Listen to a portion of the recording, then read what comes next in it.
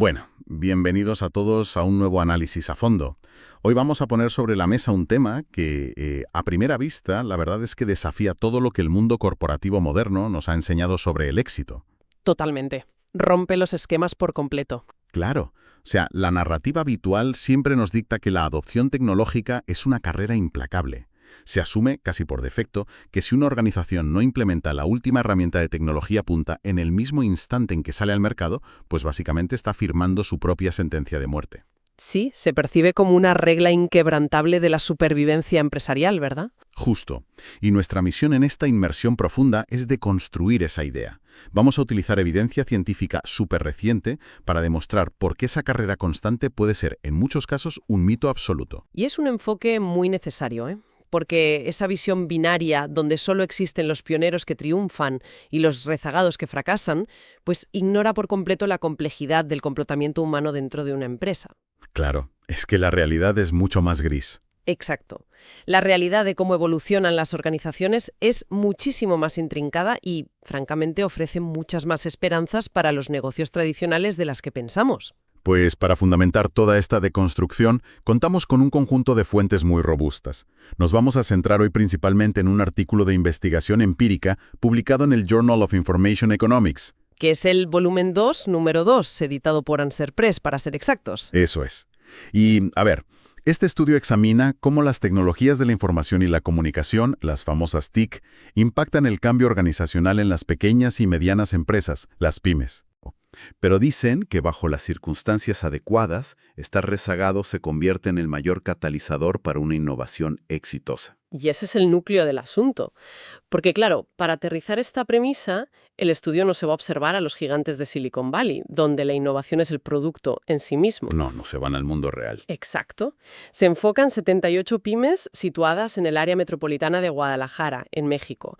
Hablamos de empresas locales, no internacionalizadas, de sectores muy tradicionales que están en pleno proceso de cambio organizacional. Negocios de toda la vida enfrentándose al abismo de la digitalización. Sí, es una muestra sumamente representativa de lo que sostiene la economía global. Vale, vamos a desgranar esto con una analogía para que quienes nos escuchan puedan visualizar bien el problema. Me encantan tus analogías, a ver. Bueno, imaginemos la cocina de un restaurante local muy concurrido. Durante años han funcionado con comandas de papel escritas a mano. Cuando hay pocos clientes, el sistema pues funciona bien. Claro, sin problema. Pero a medida que el negocio crece, los papeles se pierden, los camareros no entienden la letra del chef, los platos salen tarde, el caos y la fricción llegan a un punto insoportable. Un cuello de botella de manual. Exacto. Y si en ese momento de máxima saturación, la gerencia instala un sistema digital de pantallas y tablets para gestionar los pedidos, el alivio es tan inmediato, el salto en la eficiencia es tan brutal y tan evidente para todo el equipo, que nadie, absolutamente nadie, cuestiona el cambio. A pesar del esfuerzo que supone aprender a usar el nuevo sistema, claro. Totalmente. Porque el dolor de usar papel superó con creces la pereza de aprender a usar una pantalla. Pues fíjate que el marco teórico del estudio aborda esa dinámica precisa y lo hace apoyándose en los trabajos de Alexander Gerschenkron. ¡Uy, qué nombre tan imponente! Sí, es un punto fascinante, porque Gerschenkron fue un historiador económico del siglo XX que analizó cómo los países europeos que se industrializaron más tarde lograron un crecimiento súper explosivo. O sea, llegar tarde tiene premio. Exacto. Él acuñó la idea de que el atraso económico es relativo y que paradójicamente conlleva ciertas ventajas estratégicas fundamentales. Pero resulta curioso, ¿no? Aplicar teorías de la revolución industrial europea a pymes mexicanas contemporáneas. ¿Cómo funciona exactamente esa ventaja del atraso en el contexto de una empresa local de nuestro siglo? Pues el mecanismo subyacente es idéntico. A ver, cuando una empresa es pionera, un early adopter, asume absolutamente todo el riesgo financiero y operativo. Se la juegan toda a una carta. Justo. Invierten presupuestos enormes en probar sistemas incipientes, cometen errores de diseño, desarrollan software que igual queda obsoleto en meses. Y los empleados sufriendo la frustración de trabajar con herramientas a medio hacer, claro. Se ahorra todo ese desgaste. La pyme de Guadalajara simplemente observa su entorno, ve a los competidores, mira qué tecnologías ya han sido pulidas por el mercado y adopta una solución madura, probada y a menudo muchísimo más económica. Ya entiendo. Se saltan la fase de ensayo y error empírica. Se benefician del sufrimiento de los pioneros, básicamente. Adoptan la versión final. ¡Qué maravilla! Pero el estudio añade una capa más profunda a esta idea del atraso, y es el impacto psicológico en la plantilla. Hay un apartado que detalla el choque cultural enorme que existe entre la vida personal de los empleados y la realidad interna de la empresa. Uf, ese contraste es brutal hoy en día. Es que vemos a cualquier persona gestionando su vida entera a través de un smartphone, banca móvil, redes sociales, compras instantáneas en 2 clics. Viven inmersos en un mundo digital fluidísimo. Y no debemos olvidar al cliente en esta ecuación, ¿eh? El nivel de exigencia ha mutado drásticamente debido a la estandarización del Internet de las cosas, el famoso IoT. Totalmente. Y cuando hablamos de IoT en este contexto, no nos referimos simplemente a pedir una pizza por una aplicación. ¿Qué va? Hablamos de logística interconectada. Los clientes esperan cadenas de suministro inteligentes donde pueden ver en tiempo real, o sea, al milímetro, en qué punto del mapa está su pedido gracias a sensores en los vehículos. O esperan que un inventario se actualice automáticamente en la web sin que un pobre humano tenga que ir a contarlo al almacén, ¿verdad? Exactamente. El estándar base de lo que consideramos un servicio aceptable hoy en día requiere una infraestructura tecnológica que es invisible pero constante. Y ahí me surge una duda importante. Yo te planteo una objeción aquí. A ver, Si un empleado o un gestor tiene toda esa eficiencia en la palma de su mano cuando está tranquilamente en el sofá de su casa, y al día siguiente llega a la oficina y tiene que rellenar formularios por triplicado en unas carpetas de anillas, ¿esa brecha tecnológica no genera cinismo? es una pregunta muy lógica. Es que cabría esperar que esa disparidad de herramientas cree un nivel de frustración que destruya la moral de la empresa en lugar de motivar a la plantilla a liderar un cambio organizacional. Pues si conectamos esto con el panorama general, la evidencia añade un matiz a esa objeción. La frustración es indispensable, sí, pero se transforma en lo que el estudio llama una frustración constructiva. Frustración constructiva, ostras. Sí, el estudio demuestra que el rezago no genera apatía, sino urgencia. Cuando el empleado reconoce conscientemente que la empresa está, anclada en el pasado, en comparación con su propia vida diaria, la gerencia se ahorra el paso más difícil de cualquier gestión del cambio. Que es convencer al equipo de que hay un problema. Exacto. No hace falta un seminario motivacional para explicarles que la empresa es lenta. El diagnóstico ya está interiorizado por quienes padecen el sistema arcaico a diario. Claro, el dolor ya es evidente para todos. Precisamente. Y en ese punto de inflexión, el rol de la dirección cambia radicalmente. El dueño o el gerente deja de ser una figura impositiva que obliga a adoptar un software incomprensible para convertirse en un facilitador. Un salvador, casi. Pasa a ser un coordinador de TIC. La transición al e-business, que el artículo define no solo como poder hacer ventas online, sino como una reorganización integral de la cultura de trabajo, pues se acoge como una solución a un dolor corporativo compartido. O sea que la frustración acumulada es el combustible que vence la inercia. ¿Eso es? Es fascinante entender la psicología detrás de esto, cómo el contraste entre la vida digital personal y la vida analógica laboral crea la tensión perfecta para el cambio. Pero, claro, el estudio no se queda solo en la psicología. No. Pasemos de la teoría a la validación matemática. Porque este artículo no se basa en anécdotas bonitas. Hace un análisis empírico profundo. Sí, los métodos estadísticos que usan son cruciales para entender por qué estas conclusiones no son simples suposiciones. La solidez metodológica es el pilar de todo esto. Cuéntanos un poco cómo lo midieron. Para recopilar la información de estas 78 empresas, utilizaron una escala Likert. Vale. Para quienes nos escuchan y no tengan fresco el término, la escala Likert es este instrumento psicométrico súper común, ¿no? No te hace preguntas de sí o no, sino que te pide evaluar tu nivel de acuerdo con una afirmación. Exacto, normalmente del 1 al 5. Y esto es vital porque permite capturar la intensidad real de las actitudes hacia la tecnología, los matices de la resistencia al cambio. Claro, no te quedas solo con respuestas en blanco o negro. Pero, a ver, cuando se reparten encuestas en una empresa, siempre existe el riesgo de que la gente conteste por inercia, o sea, sin pensar mucho. Totalmente. ¿Cómo se aseguran de que esos cuestionarios miden algo real y bien estructurado? Porque el texto menciona el uso del alfa de Cronbach, con un valor de 0,800. Que es altísimo. Sí.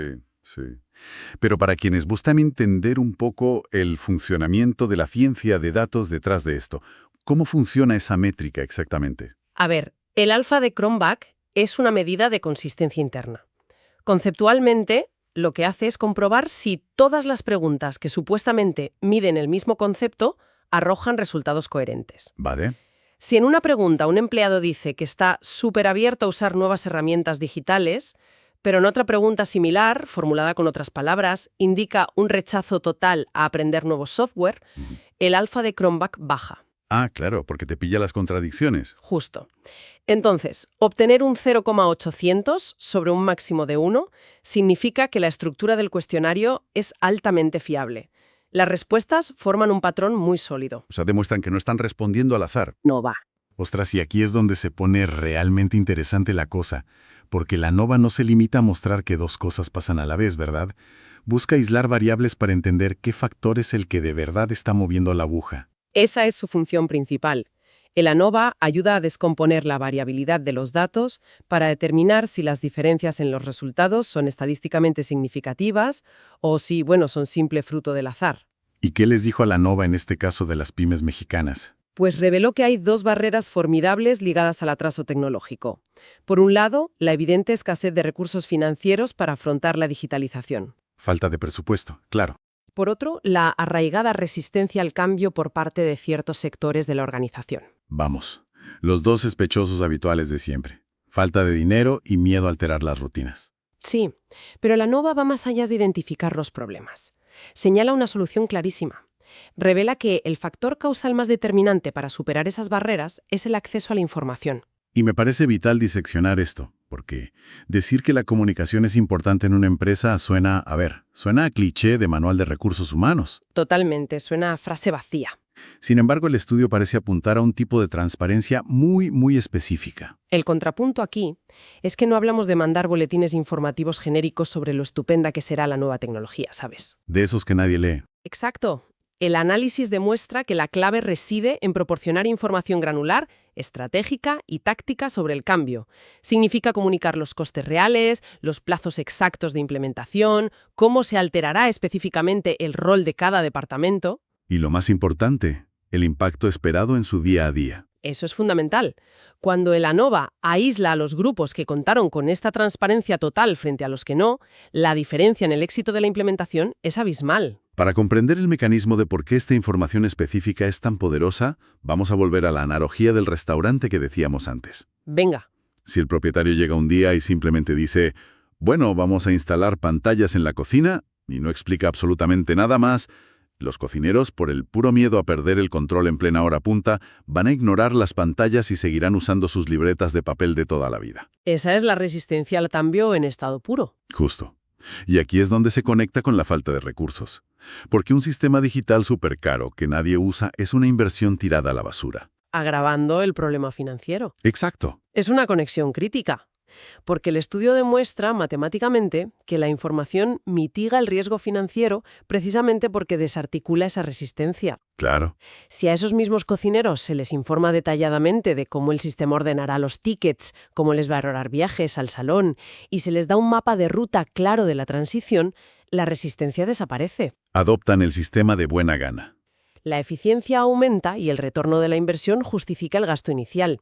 El conocimiento compartido es el puente entre una inversión arriesgada y un éxito organizativo. Vamos, que la transparencia informativa evita el boicot interno que suele desangrar a las pymes. Es un hallazgo brillante, la verdad. Lo es. Ahora, si damos un paso atrás y observamos todo este ecosistema de la investigación en sí, resulta fascinante ver cómo la propia difusión de este estudio refleja las mismas dinámicas que estamos analizando. Totalmente de acuerdo. Hemos hablado de cómo las pymes necesitan democratizar la información internamente para sobrevivir, ¿no?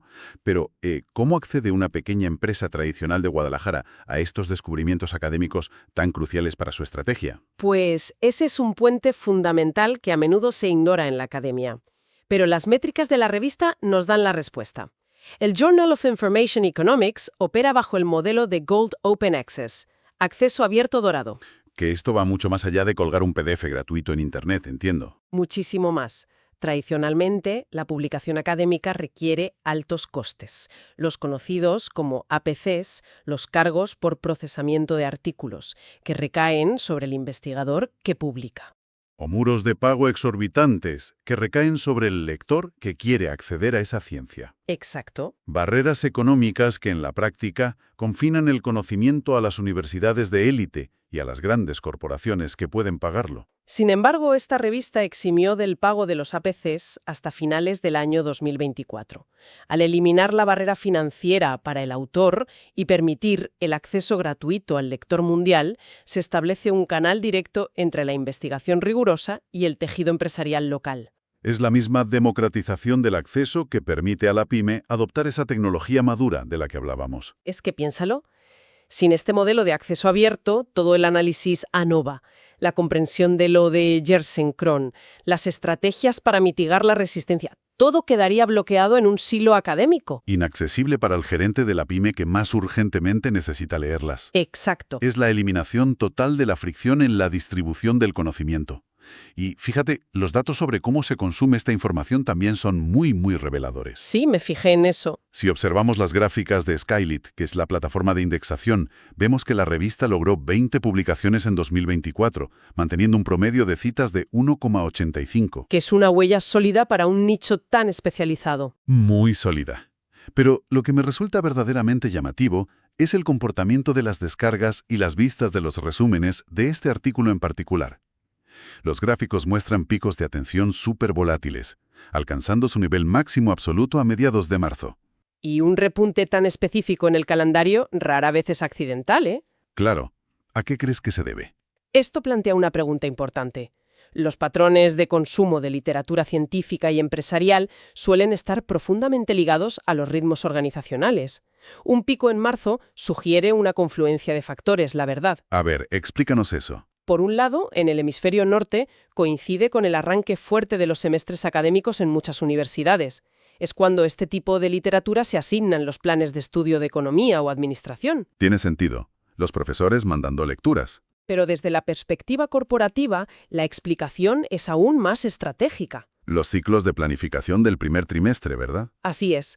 Marzo marca el final del primer trimestre, el famoso Q1. Claro. Las empresas han cerrado su año fiscal anterior, han evaluado el rendimiento de los primeros meses del nuevo año y es el momento crítico en el que los comités de dirección se sientan a decidir sobre las inversiones de capital para el resto del año. O sea que si una pyme ha notado que sus procesos se desmoronan bajo la presión de sistemas arcaicos durante enero y febrero, marzo es el mes en el que buscan literatura, metodologías y datos empíricos sobre cómo implementar tecnología sin quebrar en el intento. Buscan respuestas reales para problemas inmediatos. resulta profundamente poético todo esto, fíjate.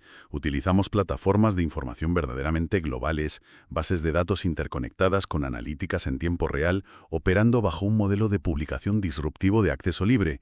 Y todo ello para diseccionar y comprender el miedo y la transformación de comercios locales tradicionales que están intentando navegar su propia entrada a ese mismo mundo digital. Es el ecosistema tecnológico maduro observando cómo se incorpora el último eslabón de la cadena productiva. Es fascinante. Y lo que confirma este cruce de datos es que, sin importar el tamaño de la organización, los desafíos fundamentales de la adopción tecnológica tienen muchísimo menos que ver con la sofisticación del hardware. ¿Y más con qué? Con la gestión de la percepción humana. El contexto material es importante, obviamente, pero es la percepción compartida de ese contexto lo que define el fracaso o la adaptación. Entonces, ¿qué significa todo esto al final del día? Si sintetizamos todas las capas de este estudio empírico, llegamos a una conclusión tremendamente liberadora para cualquiera que enfrente el peso de modernizar una organización. Desde luego. La lección irrefutable es que el atraso tecnológico no dicta el final de la historia de una empresa. Por el contrario, la incomodidad de estar rezagado es el recurso psicológico más valioso del que dispone un líder empresarial. Es el motor que reduce la fricción natural hacia lo desconocido. El dolor de la obsolescencia facilita la aceptación de la novedad, siempre y cuando, claro, se comunique con una transparencia absoluta. Esa es la condición innegociable. El cambio solo germina si la dirección renuncia al secretismo y actúa como un facilitador, explicando el cómo y el porqué de la transición digital con un detalle exhaustivo. La información compartida es lo que disuelve el miedo. Y sin miedo, los recursos financieros rinden lo que tienen que rendir. Totalmente de acuerdo. Y bueno, esta evidencia nos deja con una reflexión final, un concepto para masticar a la luz de todo lo que hemos explorado hoy. Hemos visto, respaldado por la estadística pura, que sufrir el atraso y ser plenamente consciente de la fricción de lo obsoleto genera un impulso cohesivo insustituible en un equipo. Un impulso vital. Entonces, yo me pregunto, ¿es posible que la obsesión moderna por ser siempre un early adopter, por forzar a las organizaciones a integrar cada innovación el día de su lanzamiento, sea en realidad una estrategia tóxica que agota y desestabiliza la cultura interna? Podría serlo, desde luego. Competitiva, sutil pero muy poderosa, en decidir de forma deliberada, aguantar la presión. Permitir que la necesidad se haga dolorosamente evidente para todo el equipo, y elegir conscientemente ser el segundo en moverse. Adoptando la tecnología solo cuando la empresa entera la está pidiendo a gritos. Exacto. Es una idea que desde luego cambia las reglas del juego y da para darle una vuelta. Muchísimas gracias por acompañarnos en este análisis a fondo. Nos escuchamos en la próxima.